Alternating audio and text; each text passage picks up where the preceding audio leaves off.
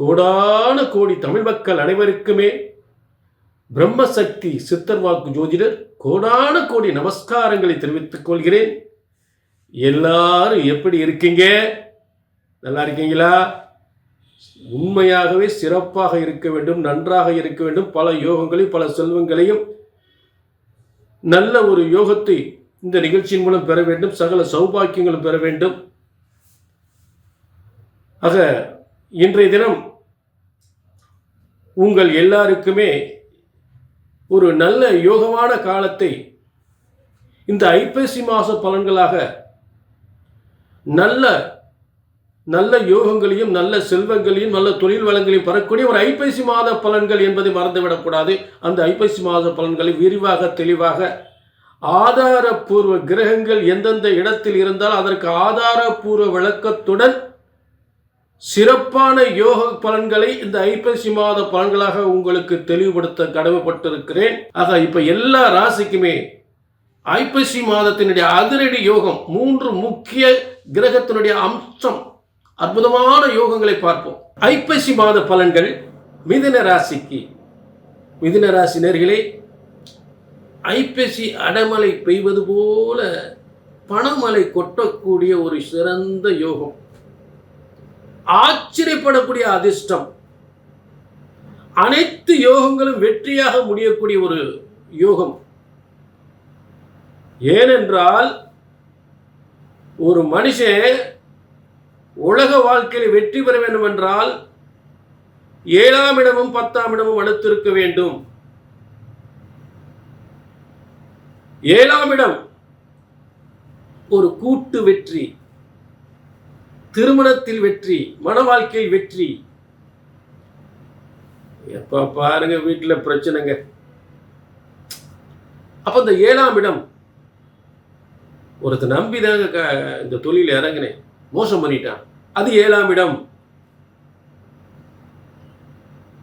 Share மார்க்கெட்ல போச்சுங்க. 7ஆம் இடம் எக்ஸ்போர்ட் பண்ணிக்கிருந்தேன், அதுல பெரிய மோசடி ஆகி போச்சு. அரசியல்ல மிகப்பெரிய ஒரு முன்னேற்றத்தை எதிர்பார்த்தேன், அது எனக்கு கிடைக்காம போச்சு. 7ஆம் இடம். ஒரு மனுஷன் உலக வாழ்க்கையில தன் குடும்பமாக இருந்தாலும் சரி, தான் செய்கின்ற தொழிலாக இருந்தாலும் சரி, தான் பார்க்கின்ற உத்தியோகமாக இருந்தாலும் சரி, அதே நேரத்தில் அரசாங்க உத்தியோகமாக இருந்தாலும் சரி, வெளிநாட்டு உத்தியோகம் இருந்தாலும், ஏற்றுமதி இறக்குமதி தொழில் பண்ணாலும் சரி, ஆக சர்வதேச அளவில் தொழில் செய்யக்கூடிய நான் சொல்லக்கூடிய அனைத்து விஷயத்துக்குமே அந்த 7ஆம் இடம். ஏனென்றால் 7ஆம் இடம் எல்லாரும் ஒரு ஆதரவு. அரசியல் எடுத்துக்கங்க, கீழ்மட்ட தொண்டர்களிலிருந்து வார்டு செயலாளர், வட்ட செயலாளர், இப்படி மாவட்ட செயலர், இதெல்லாம் அவருடைய ஆதரவு இருக்கணும். அப்ப அங்க ஆதரவு, இந்த மாதிரி ஒரு ஆதரவை கொடுக்கக்கூடிய இடம் இந்த 7ஆம் இடம். புரிஞ்சுட்டீங்களா? ஆக 7ஆம் இடம் உலக வாழ்க்கையில் வெற்றி பெறக்கூடிய மிகப்பெரிய யோகத்தை ஏற்படுத்தக்கூடியது 7ஆம் இடம். அப்படி ஏன் திரும்ப சொல்றேன்னா, இந்த மிதுன ராசிக்கு 7, 10க்குரிய 7ஆம் இடம் தனுசு ராசிக்கு அதிபதியும் 10ஆம் இடம் மீன ராசிக்கு அதிபதியும் உங்களுக்கு 2ஆம் இடத்தில் உங்களுடைய வாக்கு, வியாபாரம், வருமானம், முன்னேற்றம், பதவி என்று சொல்லக்கூடிய குடும்பஸ்தானத்தில். இப்ப எங்க போய் தொழில் பார்த்தாலும் காசு எங்க வரும்? குடும்பத்துக்கு. ஒரு அரசியல போய் எங்க போய் என்ன போய் பாடுபட்டாலும் கடைசியில் அந்த குடும்பம், அந்த லாப நஷ்டம் யாரு? குடும்பத்துக்கு. உழைக்கிறீங்க, அதுல ஏதாவது பங்கம் பேர் ஆகி போச்சுன்னா குடும்பத்துக்கு தான் அவமானம், உங்களுக்கு அவமானம். எங்க உங்க வீட்டுக்காரர் இப்படி பண்ணிட்டாராம்ல, அரசியல் இருந்தாலும் சரி, ஒரு அரசாங்க உத்தியோகத்துல தேவையில்லாத பழி ஆகி போச்சு, அதுக்கு 7ஆம் இடம் தான். தேவையில்லாத பழி சொல்லு, இல்லை உங்க வீட்டுக்காருக்கு இந்த மாதிரி சஸ்பெண்ட் ஆகி போயிடும், அதுக்கு 7ஆம் இடம். அரசாங்க உத்தியோகத்துல சஸ்பெண்ட் ஆயிட்டாருன்னா ஏதோ ஒரு ஆதரவு இல்லை, தேவையில்லாத பக்கத்துல வேலை பார்க்குறவங்களுடைய ஆதரவு இல்லை, ஏதோ போட்டாங்க, விட்ட போட்டாங்க, மனு கொடுத்துட்டாங்க அப்படின்னு அர்த்தம். ஆக இப்படிப்பட்ட காரியங்கள்லாம் வெற்றி பெறக்கூடிய ஸ்தானம் தான் 7-10க்குரிய குரு பகவான். தனஸ்தானத்தில், குடும்பஸ்தானத்தில் உங்கள் குடும்பம் சிறந்து விளங்க, மகிழ்ச்சியான வாழ்க்கை வாழக்கூடிய, வருமானம் பெருகக்கூடிய, பதவி யோகங்களை பெறக்கூடிய, பல செல்வ யோகங்களை கொட்டி தருகின்ற யோகமாக, ஐப்பசி அடமலை போல் செல்வங்கள் மலையாக கொட்டக்கூடியது. இது ஒரு புறம். அடுத்ததாக ஐப்பசி 10. இந்த ஐப்பசி 10ல, அதாவது ஆங்கிலத்திற்கு 27/10/2025 அன்று செவ்வாய் 6-11 அதிபதி காலபுருஷனுக்கு 8ஆம் இடம். காலபுருஷனுக்கு 8ஆம் இடம் வலுத்தால் மிகப்பெரிய பதவி யோகம் ஏற்படும், மிகப்பெரிய சொத்து யோகம் ஏற்படும், சொத்துக்கள் பூமி யோகங்கள் அதிகமா சேரும். புரிஞ்சுட்டீங்களா? ஆக அது உங்களுக்கு 6-11க்குரியவர். அந்த 6-11க்குரியவனை எங்கும் எதிலும் வெற்றி. 11ஆம் இடம் லாபஸ்தானம், 6ஆம் இடம் வெற்றி. யாரும் ஒண்ணும் பண்ண முடியாது, அசைக்க முடியாது, அனைத்திலும் வெற்றி. எதிரிகளை வெல்லக்கூடிய ஸ்தானம், தொழிலில் வெற்றி பெறக்கூடிய ஸ்தானம், பதவியில் உயர்வு வருகின்ற ஸ்தானம், உடலில் ஆரோக்கியம் பெறுகின்ற ஸ்தானம், நல்ல உணவு, நல்ல உணவால், சத்துள்ள உணவால் உடல் தெம்போடு தைரியத்தோடு உழைக்கக்கூடியது. மற்றவர்கள் ஆதரவாக இருந்து உங்களுக்கு தெம்பு கொடுக்கும்போது, உண்மையான ஒரு உழைப்பாளிகள் உங்களுக்கு ஆதரவாக இருக்கக்கூடிய உண்மை உழைப்பு, உண்மையான தொழிலாளர்கள். நடவடிக்கை சரியில்லையே, உன்னை வேலையை விட்டு தூக்கிடணும், அவன் செய்கிற வேலை சரியில்லை, நமக்கு ஏதோ எதிர்ப்பு நடக்கிற மாதிரி தெரியுது, அப்படி ஒரு எதிர்ப்பை உருவாக்கக்கூடிய இடம் இந்த 6ஆம் இடம். அப்போ இந்த 6ஆம் இடம் வலுத்தால் தொழிலாளர்கள் முதலாளியை ஒரு மனசை அறிஞ்சு, தொழிலாளி வந்து எந்த அளவுக்கு எதிர்பார்க்க அதை விட மனசு அறிஞ்சு அந்த வேலையை செஞ்சு முடிப்பாங்க. அதற்கு இந்த 6ஆம் இடம். புரிஞ்சுட்டீங்களா? ஆக இப்படிப்பட்ட யோகங்களை பொதுவாக என்ன சொல்ல, 6ஆம் இடம் சத்துரு, ரணம், ரோகம், வம்பு, வழக்கு, துன்பம் அப்படின்னு மட்டும் சொல்லிட்டு போயிட முடியாது. 6ஆம் இடம் வலுத்தால் அதிகாரத்துவம் வாய்ந்த உத்தியோகம், மிகப்பெரிய தொழில் நிறுவனம், தொழிலாளர்களை வைத்து செய்யக்கூடிய தொழில் நிறுவனம், ஒரு நீதிபதி, அதாவது பார்த்தீங்கன்னா பப்ளிக் ப்ராசிக்யூட்டர் பதவி,